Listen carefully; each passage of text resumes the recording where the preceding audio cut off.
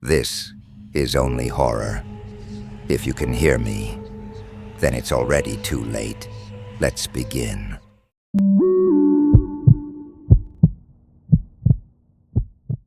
The strangest part about working the front desk overnight was how quickly you learned that some people only made sense during the day. After midnight, they didn't.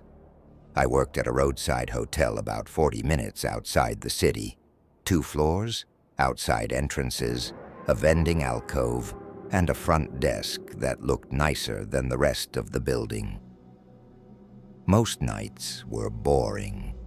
A late check-in from someone too tired to talk. A couple fighting in the parking lot. Truckers wanting a room closest to the ice machine. Normal stuff. And even when it was quiet, a hotel never really felt silent. The ice machine would groan. Pipes knocked in the walls. The printer sometimes woke itself up and spit out blank paper for no reason. After a few months, I stopped noticing most of it, or at least I thought I had. That night started slow. A few check-ins before midnight. Nothing memorable. By 1 in the morning, the lobby was empty again. The TV in the corner was on low volume. Outside, a light rain was coming down over the parking lot, turning the asphalt black and glossy under the floodlights. I was updating the occupancy log when the front doors slid open. A man stepped inside. Mid-30s, maybe. Dark jacket, no luggage. That by itself wasn't unusual. What I noticed first was that he was dry. It had been raining for at least 20 minutes.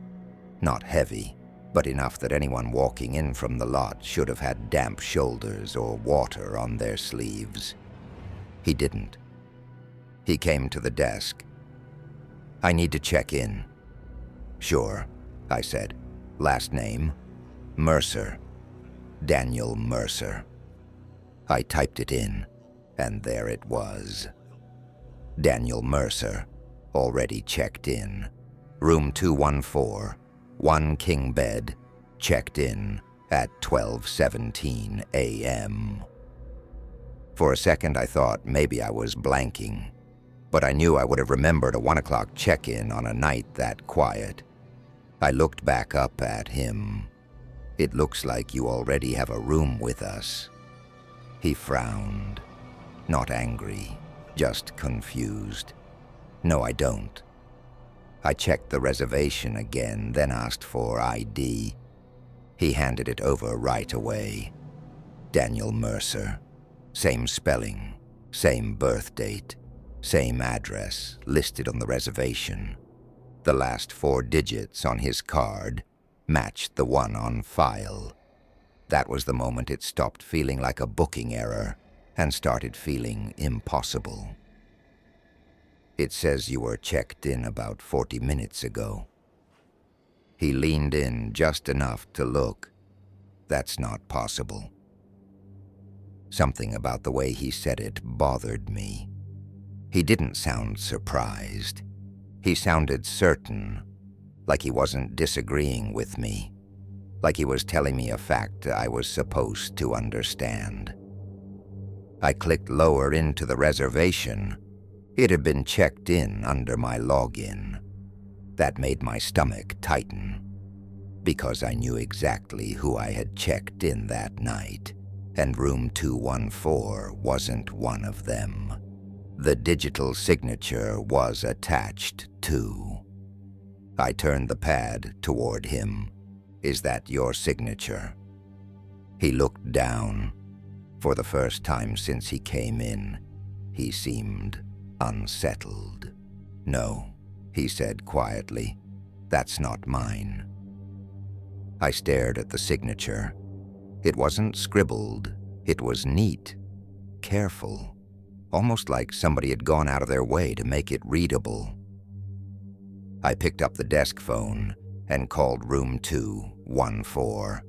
I expected no answer. Instead, someone picked up on the second ring. "Hello?" A man's voice. I froze with the receiver at my ear and looked at Daniel. He was watching me now, not blinking, not moving. I forced myself to speak. "This is the front desk. Sorry to bother you. Can I ask who I'm speaking with?" There was a pause. Then the voice said, "Daniel Mercer." Every hair on my arms stood up. The man standing in front of me didn't react right away. Then something in his expression changed. Not fear, not confusion, recognition. I heard myself ask, "Can you come down to the lobby for a second?" Another pause. Then very calmly, "No." The line went dead. For a few seconds, neither of us said anything. The TV laughed at something in the background, and it sounded completely wrong in that room. "That wasn't me," Daniel said. "I know," I said automatically, but I wasn't sure I knew anything at that point. I tried moving the reservation to a different room. The system lagged, froze for a second, then kicked me back to the main page. I tried making him a new reservation under another room number. Same thing. Lag, freeze, reset. Daniel looked over his shoulder toward the elevator, then back at me. "Can you call someone?" Overnight support was a joke. The manager never answered, maintenance was gone, and security was a patrol car that sometimes rolled through around 3. So, no. I told him I was going upstairs to check room 214. The second I said it, I regretted it. Because I didn't want to leave him in the lobby alone, and I didn't want to go upstairs by myself either. He must have seen that hesitation. "I'll go with you," he said. I almost told him to stay. Instead, I took the master key, and we walked to the elevator together. The ride up felt longer than it should have. I caught his reflection in the panel beside the buttons. Something about it seemed off. Not different exactly, just a fraction delayed. When he shifted his weight, the reflection seemed to follow a split second late. I looked away and told myself it was the bad lighting. The second-floor hallway was empty, smelling like bleach, dust, and old air conditioning.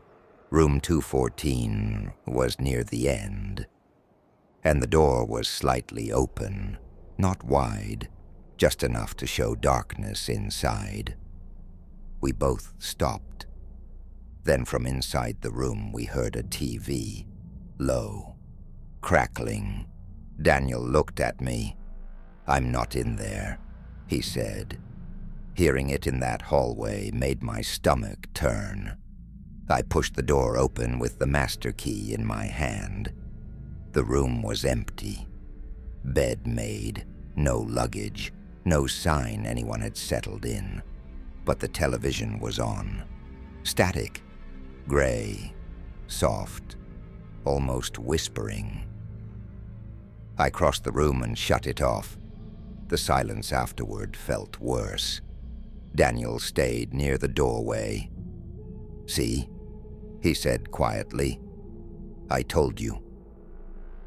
I was about to answer when I noticed the bathroom door, almost closed. I walked over and pushed it open. No one inside, but the sink was wet. Not dripping, not running, just wet, like someone had used it seconds earlier. I backed out slowly. Daniel had seen it too. Before either of us could say anything, the room phone rang. Both of us jumped. It rang again. I picked it up. "Front desk." A voice low and calm said, "Is he still with you?"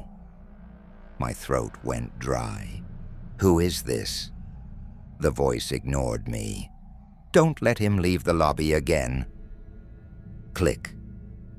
I lowered the receiver and looked at Daniel. He looked pale now. "What did they say?" I should have lied. I know that now. Instead, I told him.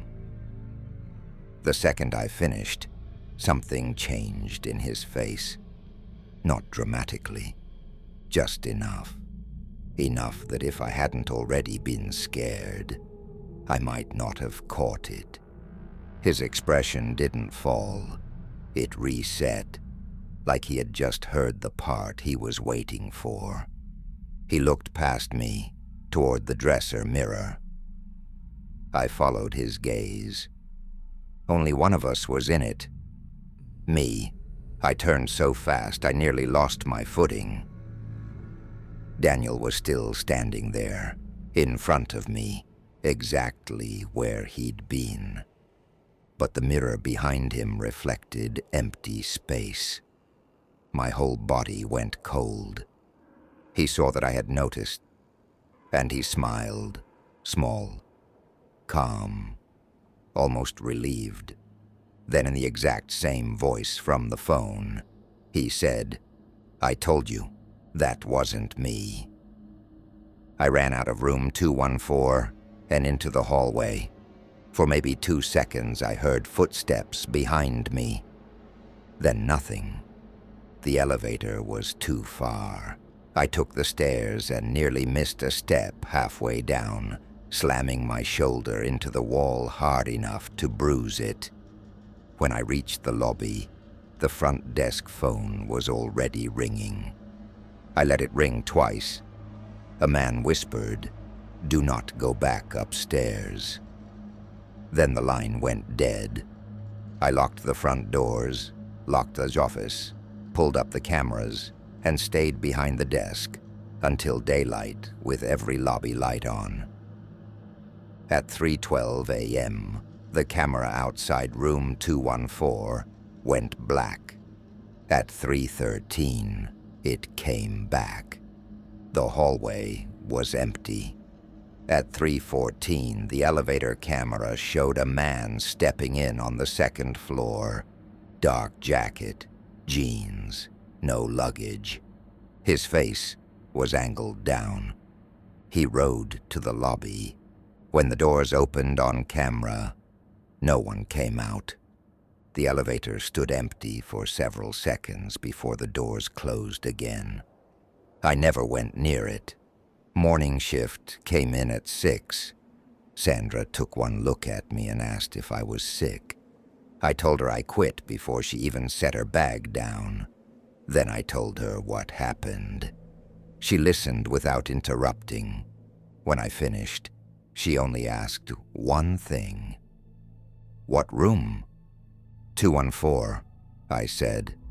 She walked over to the computer, typed for a few seconds, then turned the screen toward me. There was no record of room 214 being occupied that night. No check-in, no payment, no signature, nothing. But room 216 had one. Daniel Mercer, checked in at 12:17 a.m., occupied. I stared at her. "That's not possible." She gave me a look I still think about sometimes. Not confused, not shocked, just tired. Then she said, "We keep 214 closed for a reason." I asked what that meant. I asked who I had gone upstairs with. I asked why the system showed 214 under my login if the room was supposed to be closed. She didn't answer any of it. She just picked up the phone, called housekeeping, and said the last thing I ever heard in that hotel. "Don't send anyone to 214 alone."